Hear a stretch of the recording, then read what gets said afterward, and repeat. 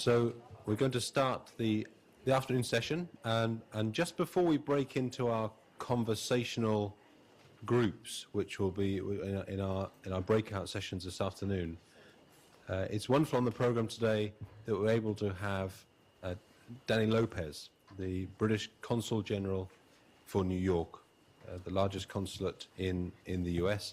And Danny was previously at Barclays Wealth and came to New York about 10 months ago. So still in his first year to talk about the UK's position and the innovation is great in the Great campaign. So let's welcome the UK's Consul-General to the stage.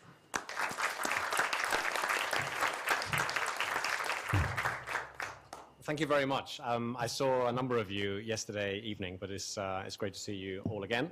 And thank you very much to the British Council for allowing me to spend a few minutes with you. I stand here today right next to a number of banners that have the words great. Some of you will have seen this campaign involving the word great in Grand Central Station, at JFK, at Hoboken Station, and in fact bus stations across the city. And the message is very clear. This is the year of the Olympics, this is the year of the Paralympics, the Diamond Jubilee, and we are reminding audiences around the world that Britain is a great place in which to invest, do business in, visit, and study. So hopefully on your travels, whether it's here in New York or elsewhere in the world in the coming months, you'll see far more of it. But let me concentrate on the studying part. I think it's fair to say that both the UK government and the British Council are very committed to supporting efforts by universities in both the US and the UK to internationalize, to go global, which I know is what you're speaking about a lot today. The US and the UK, you can hear me, can't you? Yeah. The US and the UK have a famously special relationship. It's also been called essential over the last few months. I happen to think it really is very special. I see it every day in my role here in New York and across the US. And I think that relationship permeates through many of our interactions. We have, for instance, the most productive higher education relationship in the world, as I mentioned to some of you yesterday, with an annual value of $1 billion. Our students participate in exchanges and study abroad through schemes like the Marshall and the Fulbright scholarships. Our faculty are equally mobile, flying back and forth, as many of you are right now, to collaborate on new research. The US and the UK are first and second, respectively, in Nobel Prizes.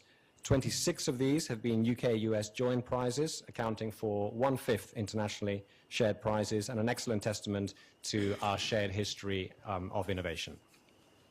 The British Council builds understanding and trust between individuals and nations, and is an incredibly effective tool for sustaining and expanding this special relationship, so we can face the global challenges ahead with greater knowledge and closer friends.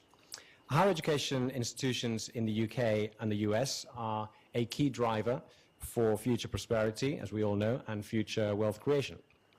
Most economists, I think, would agree, and that's a pretty big statement to make. I'll just say it again. Most economists would agree, and I'm one, and I can tell you that that really is a very hard statement to make, that one of the keys to prosperity and wealth creation in this century is going to be innovation.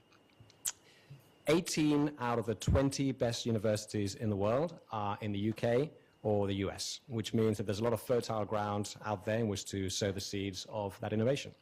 UK higher education is a top player in the global knowledge economy, and it's essential that it continues to maintain its competitive edge in order to continue to be a global innovation leader.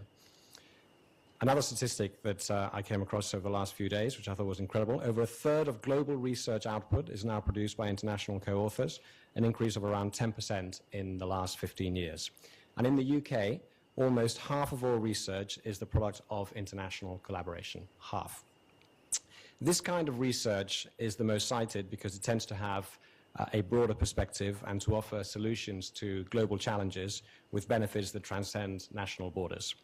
Having a high-quality research base with international credibility is therefore vital in consolidating the UK's position at the center of a rapidly changing global economy.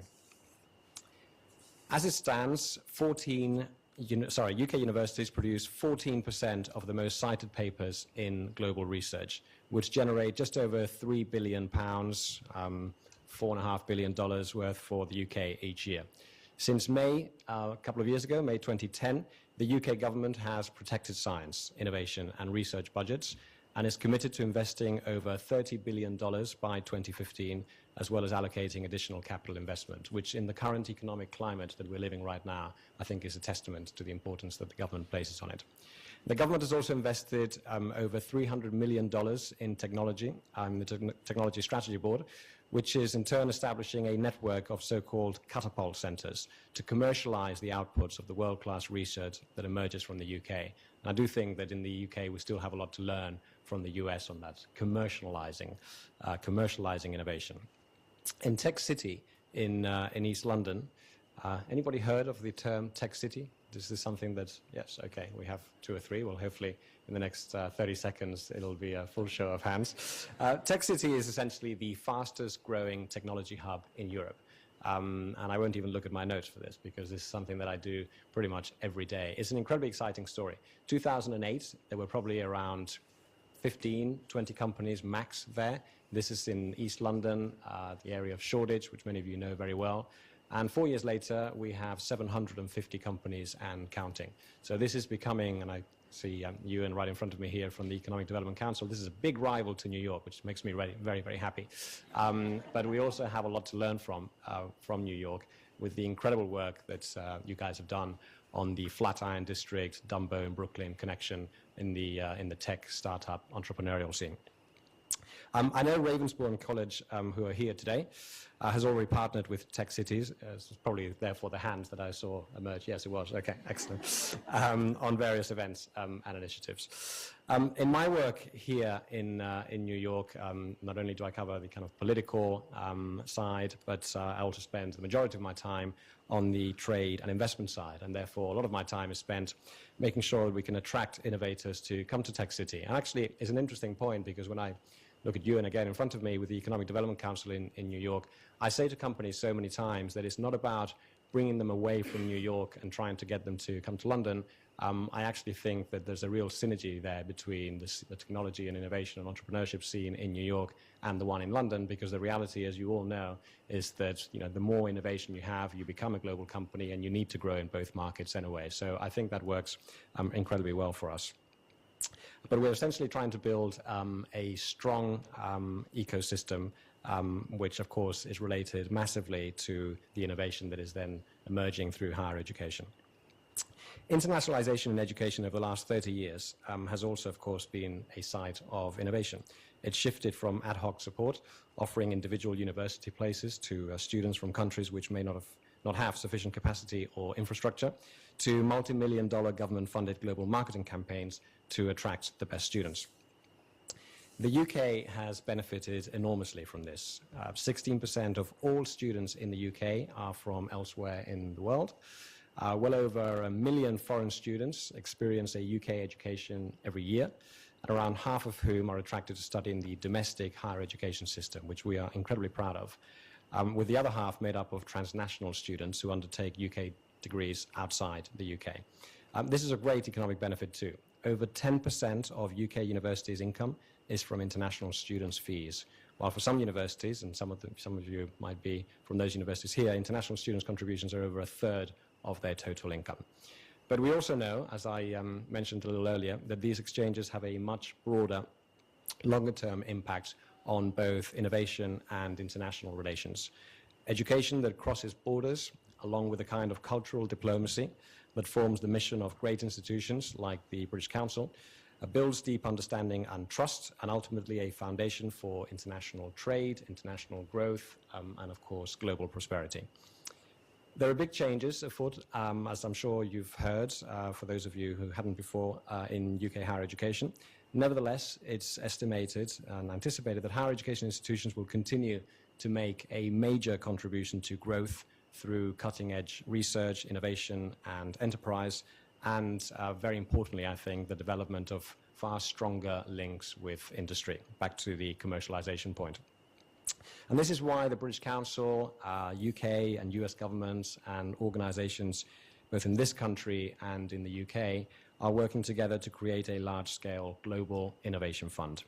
This project recognizes the multipolar world that we live in and calls for different ways of engaging with the world. Through this fund, we seek to leverage the strengths of the US-UK higher education relationship to engage with the future superpowers of tomorrow, indeed superpowers of today also, Brazil, India, China, to create new innovations in partnership. I know that the love affair between higher education institutions in the UK and the US, so we've gone from special relationship to essential relationship to now love affair, which has produced so much, will continue to go from strength to strength. Looking ahead, there is masses to accomplish, not only at home, but all over the world. So I sort of end with where I started, really, the year of 2012, which for so many of us is, I say all the time, the greatest year in any Brit's life, the most exciting year that all of us in Britain have experienced. We have so much to look forward to. In 70-odd days, it'll be the 27th of July, and we will have the opening ceremony of the Games. In 110 days or so, we will have the opening ceremony for the Paralympic Games. In just a few days, a couple of weeks, we'll be celebrating Her Majesty the Queen's Diamond Jubilee, 60 years of her reign. And that gives us an incredible platform to celebrate everything that is, what's the word I'm looking for?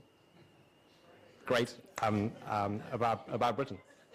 And through the work of the British Council, of course, and our own efforts in the Foreign and Commonwealth Office, I'm confident that actually it's not just about 2012. We talk a lot about legacy. We will continue to promote everything that is great about Britain for many, many years to come. So thank you very much for allowing me to speak to you today, and I really hope you enjoy the rest of the program. Thanks again.